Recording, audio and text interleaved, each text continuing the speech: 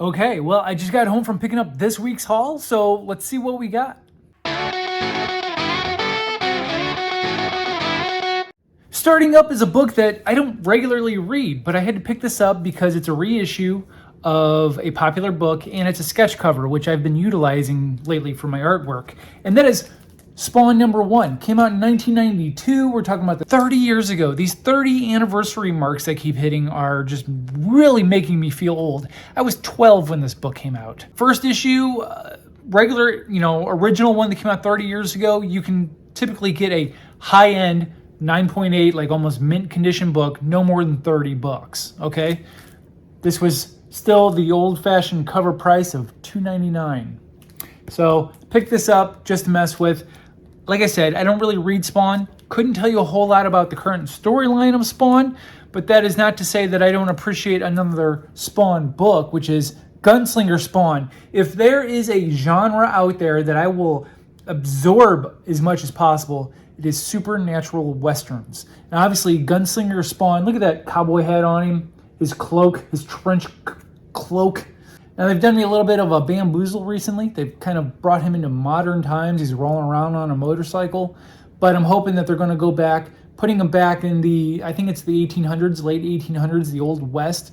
And we'll get more of a Old West Spawn, if you will. I know it seems like a sucker move, taking Spawn, putting a cowboy hat on him. But this is not the Al Simmons modern Spawn. This is a different Spawn from the 1800s. We're actually catching him closer to the end of his career. His powers are running really low at this point in time that we're catching him. He's been doing this for a very long time. He's kind of jaded.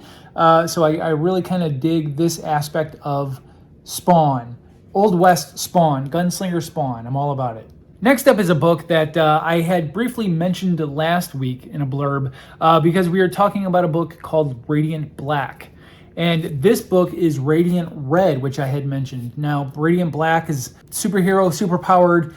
The guy gets his super ability from, this artifact that he has. Similar instance here with Radiant Red. This is a woman who's doing everything she can to survive in the world, and she uses her superpowers. So she robs banks and just does whatever she can to get by. She's not necessarily a super villain, but I think she's more of a realistic take on what typical people would do if they had these abilities. I mean, if you had the ability to sneak in and rob a bank and not get caught, I mean, let's be real, right?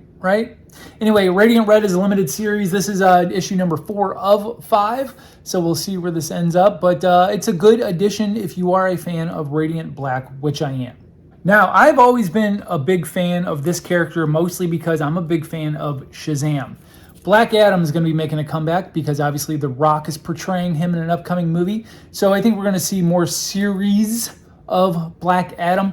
He's a character that has not maintained his own long series, much like Poison Ivy and the Batman villains. Black Adam just isn't a character that maintains a long series, so he's had a few mini series throughout the year. This one is, I think he's trying to find a successor to his throne, if you will.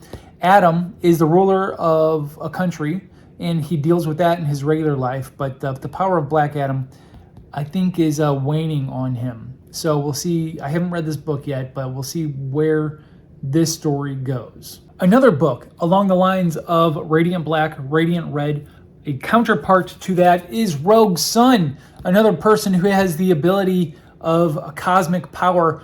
This young man has inherited the appearance of Rogue Sun from his dead father, who, not his spirit, but maybe his consciousness, is in this suit. So he's guiding his son along to help him figure out who killed him.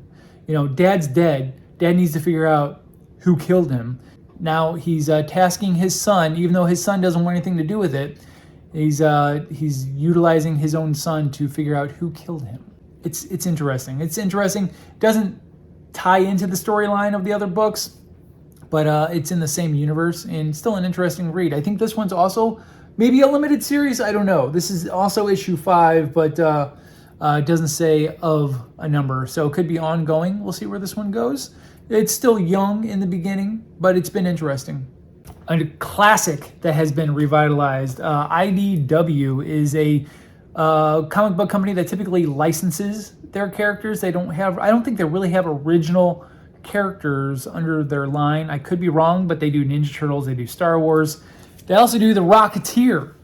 I love The Rocketeer. I have always loved The Rocketeer, and I'm glad to see that it's making a little bit of a comeback. I think Disney is doing a new movie or a TV series based off of The Rocketeer.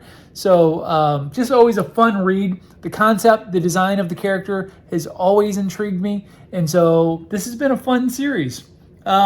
Nothing new out of this series. Nothing that's like is a must read. It's just continued adventures of the Rocketeer, and I will always absorb those as much as possible. So this is a character that I have just recently started getting into because I just realized how fun the comic books are.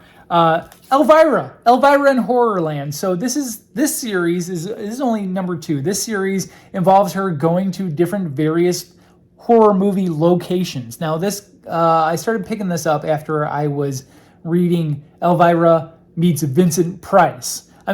Vincent Price, right? So any Vincent Price comic out there, I'm going to pick it up. And that was a fun one as well. It's Vincent Price's dead spirit guiding Elvira along these adventures. But now she's going to different movie horror locations. Obviously, this is taken right out of The Shining. There she is, Stanley Cut. So the first issue ended with her right outside of the Psycho house. So I don't know how the Shining Hotel will connect to this, but I'm interested to find out. It's been a fun read between the last series and the first issue of this series. So a popular thing that has been going on in Marvel Comics is they have been doing facsimile issues of famous first appearances or first issues of comics. And so I picked up this facsimile issue of the first issue of Moon Knight, and you can tell the facsimile issue by the price tag there, $3.99. I think the original issue was mere cents, like 75 cents or something like that back in the day. That could be wrong, could be like $1. But anyway, it wasn't the modern price of $4. But I'm not going to act like I have always been a huge fan of Moon Knight. I always knew the concept. I always knew the split personality concept, and how he got his powers from an Egyptian spirit and this and that. But I can't say that I know much about the storylines or the plots of the Moon Knight character. So I'm interested to check out this first issue from way back in the day. We're probably talking, we're 1980. The 1980, the year I was born, you guys, 42 years ago, the first issue of Moon Knight came out.